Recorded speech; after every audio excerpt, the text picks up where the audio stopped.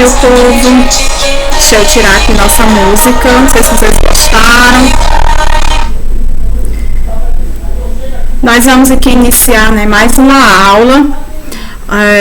Nós vamos, na verdade, vamos continuar a Era Vargas, o período Vargas, né, meu povo? Vargas, ele é uma figura emblemática, é uma figura contraditória, é uma figura muito difícil de se compreender. Quanto mais a gente lê e estuda sobre Vargas, mais a gente, ao mesmo tempo que se encanta, tem raiva, né? E vamos passar aqui pelo Estado Novo. Nós encerramos aqui o nosso assunto e passamos aí para o nosso próximo assunto, seria a Constituição, né, de 1934. É essa Constituição que nós vamos começar a iniciar os nossos estudos, né? Vargas, para mim, dois personagens da história do Brasil que são extremamente contraditórios, é Vargas e o Padre Cícero. São duas figuras icônicas. Vamos lá, iniciando, senão o meu tempo aqui. Sobre a Constituição de 1934, na história do Brasil, desde a sua independência, em 1822, o país passou a ser representado por um dos documentos mais importantes da história da nação. Então, desde o Brasil Império, já se tinha a Carta Magna. Essa carta onde continha aí como se deveria reger o Brasil, como o Brasil deveria ser.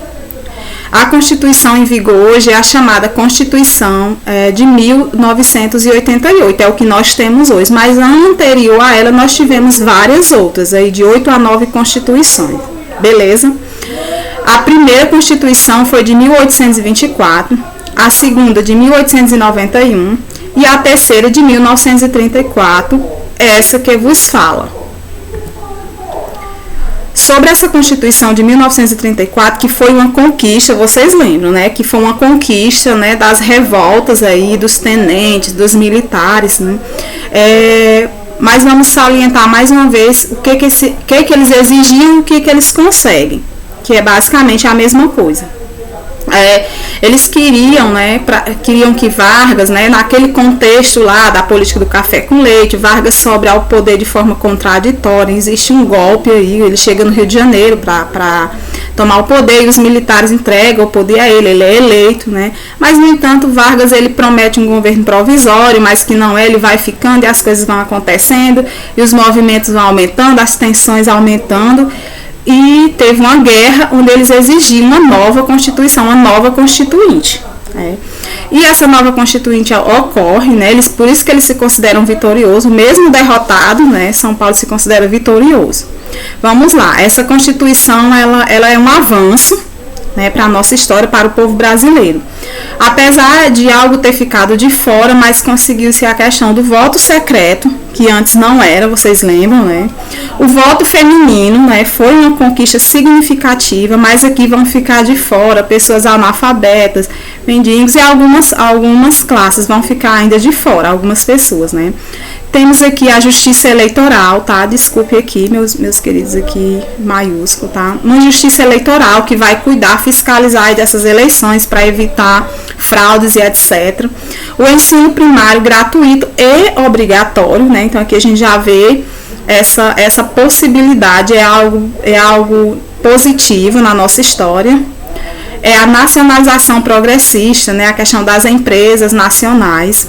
A criação da Justiça do Trabalho, que vai aí cuidar das leis, e eleições indiretas. Beleza. A terceira Constituição do Brasil é a segunda do período republicano. Ela foi uma Constituição, galera, que durou muito pouco tempo. Tá?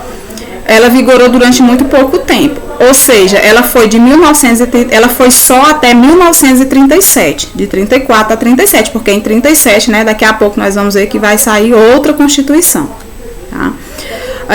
Quando começou o período denominado Estado Novo, quando vai iniciar o Estado Novo, que de novo não tem nada, vai ter novamente uma Constituição. Tá? Essa nossa Constituição, ela foi inspirada na Constituição Alemã da República de Weimar, que foi uma Constituição alemã e após a Segunda Guerra Mundial. Então, ela estava baseada nesses princípios. e o governo constitucional de Vargas, como ocorreu. Quando Vargas subiu ao poder, o Brasil passava-se por intensas conturbações sociais. Nós já vimos isso, já 2 aulas, eu acho, né? Principalmente a Grande Depressão. Além dos conflitos sociais internos, o Brasil passava pela Grande Depressão, que atingiu aí o mundo todo, né? Que foi também conhecido como a crise de 29. Ela durou aí de 1929 a 1933. Tá? O que essa Grande Depressão marcava no Brasil? O desemprego, né, falência, inflação. Esse contexto fomentou a penetração de novas ideias, vindas da Europa, tá? Porque a imigração, já e a globalização já vinham trazendo essas ideias, a imprensa, a circulação de pessoas, de mercadoria, circulava-se também as ideias, né? Então as ideias radicais da Europa, as ideias políticas radicais da Europa, elas também estavam penetrando aqui no Brasil nesse período. Aí vai se surgir aí, baseado nessas ideias, 2 grupos políticos que vão acirrar cada vez mais e ameaçar o momento Vargas, a estabilidade, entre aspas, né, Vargas no poder. Vão se surgir aí 2 grupos políticos, os integralistas e os aliancistas. Ok, posso passar adiante, amores? E vamos lá. O que foi os integralistas? Sejam bem-vindos, tá? Esse é o Plínio Salgado, tá? Ele foi um líder do movimento integralista, tá? Plínio Salgado, ele seguia fielmente esses princípios vindos da Europa, esses princípios fascistas, principalmente aí os de Mussolini. Tá? Em 1932, ele fundou a Ação Integralista Brasileira, a famosa AIB. Ela tinha como lema, né, Deus, pátria e família. Eu não sei se aqui vocês conseguem se lembrar-se aí de algumas coisas, né? Então, a gente percebe como a história, querendo ou não, ela vai se repetindo. E às vezes as pessoas usam muito a questão do nome de Deus, a pátria e a família para se promover. Por quê? Porque o povo brasileiro é um povo extremamente religioso e um povo que gosta da sua família. Então, esse era o lema, né? Que contraditório, baseado aí em ideias fascistas. Que coisa mais contraditória. Eu nunca vi na minha vida uma contradição tão grande, né? Era um governo extremamente autoritário, predominava as questões nacionalistas sobre o indivíduo. Aí, mais uma vez, eu vou ressaltar aqui, não é ruim ser nacionalista, não é algo negativo, nós temos que ser nacionalista, temos que gostar da nossa cultura, do nosso jeito de ser, aquela história, eu sou mais a minha cultura. Eu me lembro muito aqui do Ariano Suassuna, né? Mas o nacionalismo exacerbado, quando ele extrapola esses limites, ele não é interessante, ele não é benéfico, porque você comete erros graves, não é? Inflige a liberdade em nome de um nacionalismo, beleza? Em nome desse nacionalismo, né, teve a questão da censura aos meios de comunicação. Em síntese, os integralistas, assim como os fascistas, né, eles faziam uso da violência contra seus adversários políticos. Eles conseguiram apoio das camadas médias brasileiras, eles conseguiram apoio aí da igreja, né, o chamado alto clero, né, os empresários brasileiros e as forças armadas. Então ele consegue se impor porque a sociedade ela aceita. Às vezes as coisas acontecem, infringir a liberdade acontece porque, de certa forma, a sociedade, consciente ou inconsciente, ela ajuda a promover essas ideias. Beleza, meus queridos? Esse cartaz aqui que eu trouxe, achei ele bem interessante. Nas trevas da confusão, à luz de uma esperança. Esse era o lema, esse aí era o cartaz dele, né, do Plínio Salgado para presidente da República. Eu já fico assim, imaginando o Plínio no comício, né, falando dessas ideias. De vez em quando um empresário vai lá e fala, um clero fala, né, e nós não estávamos lá, mas nós podemos supor, né. passando adiante os aliancistas. Quem foram os aliancistas? Foi fundada em 1935, né, por esse rapaz, belo rapaz, né? Foi a Aliança Nacional Libertadora, a famosa ANL. Eles eram comunistas. O líder dele era o capitão Luiz Carlos Prestes, o ex-capitão. Nós já conhecemos o Carlos Prestes, né, das nossas aulas passadas. Ele era um homem muito envolvido com questões políticas.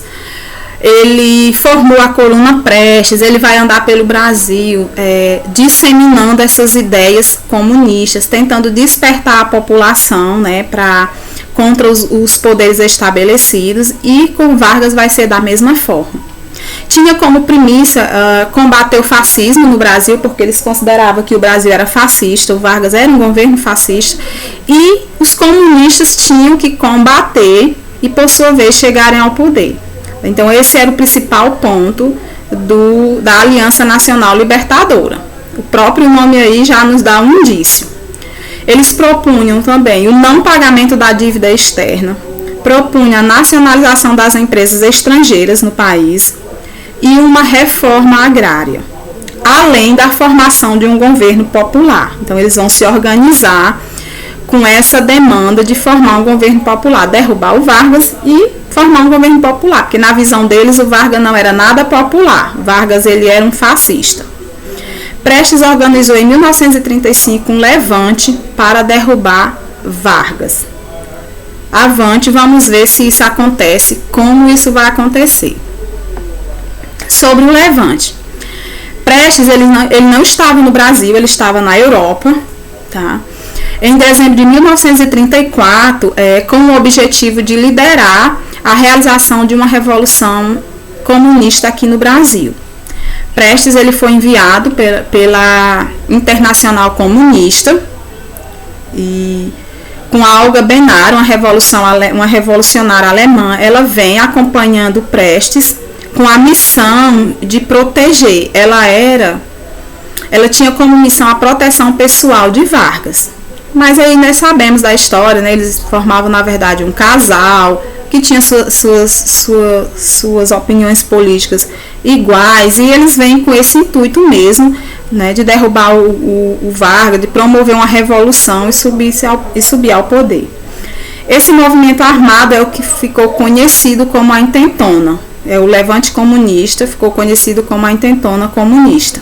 Na verdade foi um fracasso, não deu certo, ele rapidamente, Vargas se organiza aí o exército e rapidamente ele controla esse movimento, esse princípio de revolução.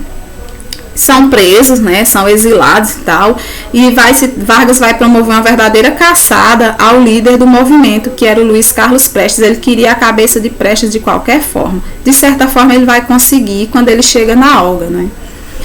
Vargas fechou também a sede da ANL, da Aliança Nacional Libertadora, tanto em todos os estados onde tinha núcleos, ele fechou, né? Prendeu e torturou seus opositores políticos. Entre os presos estavam aí a Olga, a mulher do Carlos Prestes, ela estava grávida, e também o famoso, quem é que não conhece, o Graciliano Ramos. Então, eles dois também foram presos dentro dessa perseguição aí do Vargas. E o que ocorre? O que vai acontecer depois disso? Abafou-se, né? Abafou aqui o levante, prendeu os seus opositores, torturou outros sofreram ostracismo. E o que vai ocorrer? O que ocorreu? O chamado e famoso Estado Novo, que de novo não tinha nada, era um Estado retrógrado, era uma coisa assim absurda. O que acontece? O que aconteceu é que as eleições já estavam marcadas, né? 1938 estavam às portas e o Vargas marcou as eleições. No entanto, Vargas ele não estava disposto a deixar o poder. E aí ele pensa. E aí nesse momento, meu povo, eles deram uma de Nazaré, ele deu uma de Nazaré Tedesco, né? Ele pensou, eu preciso ficar no poder, eu preciso me manter. E Vargas conta a história, né, que Vargas bola um plano, ele mesmo que bola um plano, o plano é totalmente falso, chamado aí de plano Cohen, e ele utilizou o rádio para disseminar, né, sobre esse plano, inventou uma mentira sobre a galera aí do Vargas, anunciou nos rádios que os comunistas iriam promover uma balbúrdia geral, né, que eles iriam matar, perseguir o Vargas e etc. E, no entanto, era tudo falso, foi um plano muito bem pensado, muito bem traçado para poder ele se manter no poder. Tá? Porque Vargas, eu não sei se vocês sabem, mas Vargas, todo mundo tem um amiguinho invisível. Vargas também tinha um amiguinho invisível que quando ele sobe ao poder, ele vai dar vida a esse amiguinho. Tá? Muito prazer, eu sou o rádio. O rádio aqui, ele foi peça fundamental para que Vargas disseminasse as suas ideias. Tinha aí um programa chamado A Hora do Brasil. Então, assim, dizem que era um verdadeiro fascínio. Dizem que as mulheres achavam a voz de Vargas muito bonita, as pessoas ficavam em torno do rádio. O rádio era uma peça importante na casa das pessoas para escutar a voz de Vargas, o pai dos pobres.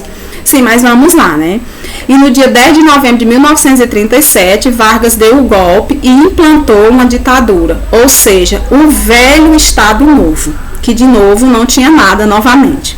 No mesmo dia que Vargas sobe ao poder, ele já fechou o Congresso Nacional, e aqui, meu povo, que vocês foram escutando, né? São palavras que nós estamos cotidianamente agora escutando. Nunca se falou tanto em Constituição, nunca se falou tanto em STF, nunca se falou tanto em Congresso Nacional. Então, assim, qualquer coincidência aí, qualquer aparência aí é mera coincidência, tá? E impôs a quarta Constituição, uma Constituição extremamente autoritária ao Brasil, ao país. Foi um período de verdadeira treva, de retrocesso, tá? Mas mesmo nesse contexto, ele adotou políticas como educação, a questão trabalhista, a CLT, questões de saúde, Ministério da Educação. Mesmo sendo um governo autoritário, Vargas implementa todas essas políticas. Nós não podemos, mais uma vez eu vou dizer, nós não podemos negar a história. Não podemos. Eu posso até não gostar de Vargas, você pode não gostar de Vargas, mas verdade seja dita, ele foi um governo autoritário, ele foi muito astuto, mas ele promoveu o Brasil, beleza? E ele criou o DIP, que é a propaganda varguista. O bom e velho Vargas, ele criou leis trabalhistas, o salário mínimo, férias, limitou o horário de trabalho. Percebem aí como ele vai construindo uma imagem, como ele vai se apropriando, né, das demandas sociais para se promover. Porque eu não sei se eu já falei para vocês, mas as conquistas trabalhistas, elas não é protagonizada por Vargas, elas são protagonizadas pelos trabalhadores. Essas conquistas a sociedade já vinha desde o Brasil Império reivindicando. Vocês lembram disso? O que Vargas faz é ser esperto, é ser diferente dos demais, dos que tiveram anterior a ele, é ser sensível às questões sociais. Eu acho que nós já conversamos sobre isso. Ele propagandeou, alardeou, né, esses seus benefícios através da imprensa, a fim de despertar aí, a gratidão das pessoas, e queria que a população retribuísse esses benefícios. Ele se promovia através da imprensa. Em 1939, ele criou o Departamento de Imprensa e Propaganda para propagar seus feitos, mas para além disso, o DIP ele foi um mecanismo de poder e de controle dos meios de comunicação. Aqui tudo era censurado nesse momento. Os meios de comunicação, ele estava totalmente submerso à vontade do Vargas. Não se tinha uma imprensa livre, não se tinha liberdade de expressão. Tá? É a única forma de você controlar o povo. O principal meio de comunicação que Vargas utiliza é o rádio e os jornais, a imprensa escrita. Tá? Tanto para sua propaganda oficial, né, do Brasil, como para a divulgação de manifestações culturais com fortes raízes populares. Mais uma vez aqui, Vargas vai promover, porque ele era um nacionalista, Ele vai promover a questão popular, da cultura popular. Por isso que eu quis iniciar a aula com o samba. Porque é aqui que o samba, a capoeira, tudo isso que era negado pela elite, Vargas vai trazer à tona. Ele era sensível às questões sociais dos mais pobres. Por isso que ele desagradou também as elites, mas ao mesmo tempo ele aí se atrelava também a ela, né? Transformando em símbolos nacionais. É aqui que a cultura brasileira vai dar um salto, porque era uma cultura feia, que não se gostava, era cultura de pobre, de negro, de descendentes de escravos, se tinha horror a isso. E Vargas vai dar protagonismo. Lembrando que ele dá porque as pessoas já exigiam isso, ok? Daí, meus queridos, diante de tudo isso, o famoso apelido de pai dos pobres. Deu para entender por que Vargas é chamado de pai dos pobres, meus queridos? Por conta de toda essa questão social, ele se torna o papi soberano do povo brasileiro. Falar sobre as mudanças promovidas por Vargas. Ele tanto investiu na indústria como ele investiu na agricultura. Antes de Vargas, de 1889 a 1930, quem dominava a questão econômica no Brasil era a agricultura, principalmente a questão do café. Tá? E a partir de Vargas vai haver uma verdadeira industrialização e vocês já podem tomar nota. Vargas ele criou o Conselho Nacional de Petróleo, né, em 38, e no ano seguinte já se perfurava o primeiro poço de petróleo no Brasil. Gente, isso é significativo do ponto de vista econômico e também para colocar o Brasil aí no mapa do mundo, tá? Com relação à questão comercial. Companhia Siderúrgica Nacional, em 1941, no mesmo ano ele já iniciou a construção da usina de Volta Redonda, no Rio de Janeiro. A Companhia do Vale do Rio Doce, que foi privatizada, foi criada por Vargas em 42, em Minas. A Companhia Hidrelétrica do São Francisco, em 45. Essa data é importante, é o término da Segunda Guerra Mundial. Saiu também em defesa da agricultura. Ele comprou, diante da crise de 29, a seca, ele comprou aí cerca de 30 milhões de sacas de café entre 31 e 39, para poder sustentar aí a economia. Essas sacas de café eram lançadas ao mar, era queimada. Ele diversificou a agricultura, e o algodão, açúcar, a borracha na Amazônia, o cacau e etc. Mas esse Estado Novo vai ter um fim, como tudo. E como isso vai ocorrer, apesar do querenismo? As crises no Brasil, elas vão se acentuando mesmo diante dessa realidade, né? A crise vai se acentuando principalmente aí, galerinha, com a entrada do Brasil na Segunda Guerra Mundial. O Brasil teve presente na Primeira Guerra, mas isso que foi uma verdadeira comédia, né? Quando o Brasil chega, as tropas chegam, a guerra acaba, e eles ainda atiram naqueles que estavam dentro do seu eixo, né? E dizem que foi uma verdadeira comédia. Já no Brasil, muitos queriam acabar com a ditadura de Vargas. Percebe, gente? Nunca ninguém está satisfeito 100% e isso é bom. É para se ter uma oposição. Em 1943, os políticos mineiros eles lançaram um movimento, né, que ficou conhecido como o Manifesto dos Mineiros. Eles exigiam a democratização do país, que o país fosse democratizado e saísse daquela ditadura varguista. No mesmo ano, os estudantes da UNE, né, a União Nacional dos Estudantes, eles saíram em passeatas contra o governo Vargas. O Brasil entra num caos novamente, numa guerra civil novamente. Percebendo, Vargas não era nada bobo, ele percebe que a oposição ao seu governo era forte, cada dia crescia mais, e ele decidiu, ele mesmo, o povo quer democratização, pois eu vou liberar esse negócio aqui, esse cascalho, vou dar a democratização para eles. Só que Vargas ele vai aí fazer jogo duplo. Em 1945, né, ele inicia aí anistiando os condenados políticos por ele mesmo, e ele marcou as eleições para o mesmo ano de 45. Mas ele estava aí blefando mesmo, fazendo jogo duplo, achando que a população era burra, porque o grande problema dos nossos governantes é achar que nós brasileiros somos burros, né? Então ele fazia esse jogo duplo, ao mesmo tempo que ele apoiava o candidato a presidente, o Gaspar Dutra, né, às escondidas, ele apoiava esse movimento querenismo. O querenismo foi um movimento popular, que as pessoas saíram às ruas aos gritos, né? Queremos Vargas, tá certo? E eles pediam que Vargas continuasse no poder, se opondo aí à democratização. É incrível como tem gente para tudo nessa vida. Trouxe aí os dois lados aí, né? Os movimentos, os estudantes se reunindo aí em protesto contra Vargas e ao mesmo tempo o queremismo, tá? E nós queremos Getúlio, tá? E por fim, assustados com a enorme popularidade do ditador Vargas, né, os militares, eles ficam, tanto a sociedade civil como a sociedade militar ficam apavorados, assustados com a união das pessoas para derrubar Vargas, né, como a sociedade se movimentou. E em 29 de outubro de 1945, tropas lideradas pelo general Góes Monteiro forçaram a renúncia de Vargas. E Vargas vai se conformar com isso. Aí é um capítulo, mais um capítulo para a nossa novela Vargas, tá? Vargas não vai aceitar e ele sai rindo e sorrindo e dizendo: me aguarde que eu volto, e ainda volto nos braços do povo. Beleza, meus queridos? E até que enfim o negócio acabou, apesar de que vai ter continuidade. Nossa próxima aula será a correção e comentário sobre o documentário, né? Quem não assistiu, corre lá, assiste.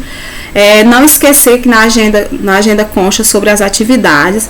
Fico ligado na plataforma Renascer, lá consta a atividade, o chat, links, tudo para melhorar o aprendizado, o conhecimento. Tá? Acompanhe, avise nas redes sociais, sempre está sendo postado aviso que pode acontecer, tá? E lembrando, meus amores, que a pior das democracias é melhor que uma ditadura. Eu amo vocês. Até a próxima.